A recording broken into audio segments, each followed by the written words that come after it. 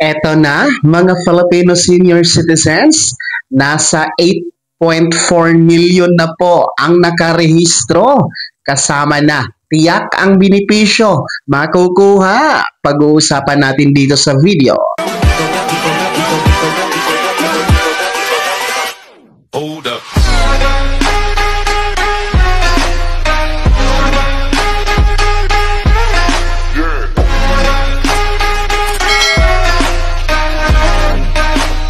Hello mga ka-vlogs! Welcome dito sa aking YouTube channel. Magandang araw po sa lahat ng mga manonood. Saan po kayong dako sa mundo? Kumusta mga ka-vlogs? Eto ha, alam nyo ba mga lola at lola, nasa 8.4 million na po ang rehistrado sa database ng NCSC. Benepisyo, tsak, makukuha. Paano nga ba mag-rehistro? Mamaya-maya pag-uusapan natin. Pero kung bago ka pa lang dito sa aking YouTube channel o di kaya hindi ka pa nakasubscribe, abay click nyo muna ang ating subscribe button na nasa baba. Huwag nyo kalimutan na pindutin ang notification bell. Ilagay nyo po sa all para naman updated ka sa lahat ng mga videos na aking i-upload. So eto na nga po, makinig mga senior citizen, dahil alam nyo ba na as of today, July 11, 2025 tayo ngayon, ay nasa 8.4 mahigit million na po ang rehistrado o nakaregister sa database ng National Commission of Senior Citizens or NCSC. Well, ganun siya kadami na, no?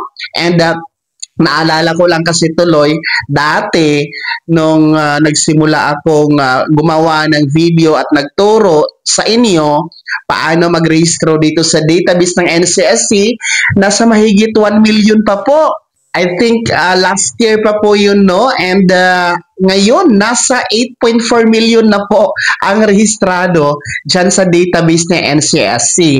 Ang target po kasi ay irehistro ang nasa 10 to 12 million na mga senior citizen. Ano ba itong database ng NCSC? Sa mga hindi pa po nakakaalam at para po sa mga kaalaman po ninyo, ay ang NCSC or National Commission of Senior Citizens ay isang opisina na create po, nilikha sa ilalim po ng opisina ng Presidente ng Pilipinas. It was created last 2018 at sinasabi po ng batas na lahat ng mga benepisyo, kapakanan, serbisyo at pribilehiyo na para sa mga lolo at lola ay dapat pangasiwaan ng NCSC. Sa ngayon kasi, the DSWD po ang nangangasiwa niyan, no? Sa lahat ng mga benefits ni lolo at lola. Pero starting January 1, no, nitong taong 2025, nasa NCSC na po yung mga cash gift. Una, yung centenarian cash gift na 100,000 pesos at pangalawa, yung expanded centenarian cash gift na 10,000 piso. Sa NCSC na po ang namamahala dyan. And kailangan po magrehistro sa database ng NCSC dahil meron po kasi mga records or file ninyo sa OSCA at DSWD na wala po sa NCSC. Merong mga karagdagang impormasyon na kukunin sa inyo. Kaya kailangan talaga magrehistro dyan para po mapasama sa mga benefits. Madali kayong makita, madali kayong matrace sa database ni NCSC kung ang inyong impormasyon nasa database na po ni NCSC. Yung social pension sa ngayon nasa DSWD pa po yan, no? Yung mga para sa indigent natin ng mga seniors. Pero ililipat na po talaga yan sa NCSC.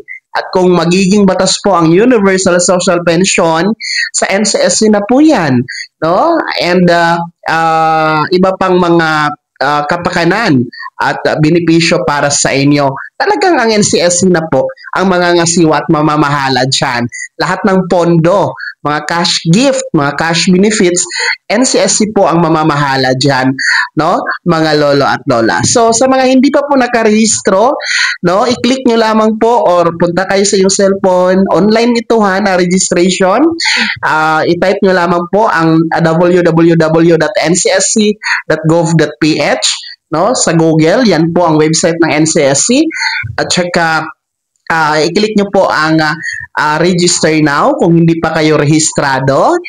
And then, mag-fill up lang naman po kayo ng mga personal informations ninyo para lang kayo nag-fill up ng form. No? Then, yung pangalan nyo, birthday, pangalan ng anak, address, mga basic information, no, i-provide nyo. Make sure na tama ang spelling, tama ang birthday, tama ang address, no, dahil minsan diyan nagkakamali, no? Para hindi tayo magka-problema kung may i-claim tayo na benefits sa NCSC. And then after that, successful po yung registration, magkakaroon tayo ng registration reference number or RRN. No, pwede nyo po yung isulat sa notebook para make sure na hindi po makaligtaan or screenshot nyo po gamit ang inyong cellphone. And then, yun, registered na kayo, mapabilang na kayo sa database ni NCSC.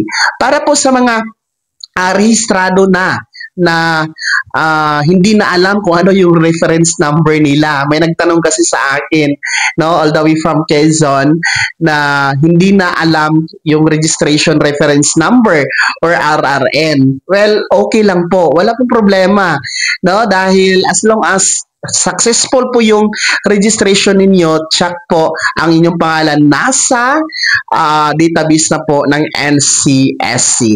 So mag-register na ha, dahil uulitin ko, as of now, meron na po tayong nasa 8.4 million na mga registered na senior citizen sa database ng NCSC para po mapasama kayo, madaling po kayong mapasama sa mga benefits, mga cash gifts, at iba pang serbisyo na meron ang gobyerno para sa inyong mga senior citizens sa ilalim po ng NCSC. Kaya naman, mga Filipino senior citizens, sino sa inyo dito ang hindi pa rin po rehistrado sa database ng NCSC? No? Meron pa ba?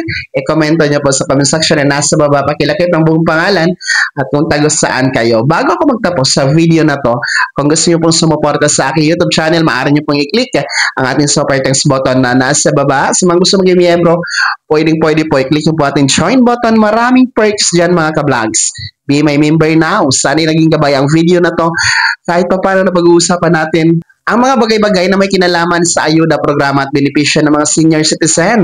Kung hindi ka pa nakasubscribe dito sa aking YouTube channel, maaari nyo nang i-click ang ating subscribe button na nasa baba. Huwag nyo kalimutan na pindutin ang notification bell. Ilagay nyo po sa all para naman updated ka sa lahat ng mga videos na aking i-upload. Maaari nyo din i-like ang video na to. Kung meron ka pa mga katanungan, maaari nyo i-comment sa comment section na nasa baba. Paki-follow na din po ang aking official Facebook page na nasa screen nyo. Muli po, ako si Daniel Timpawan na nagsasabing dito sa aking YouTube channel, Pawang Katotohanan at lahat totoo lamang.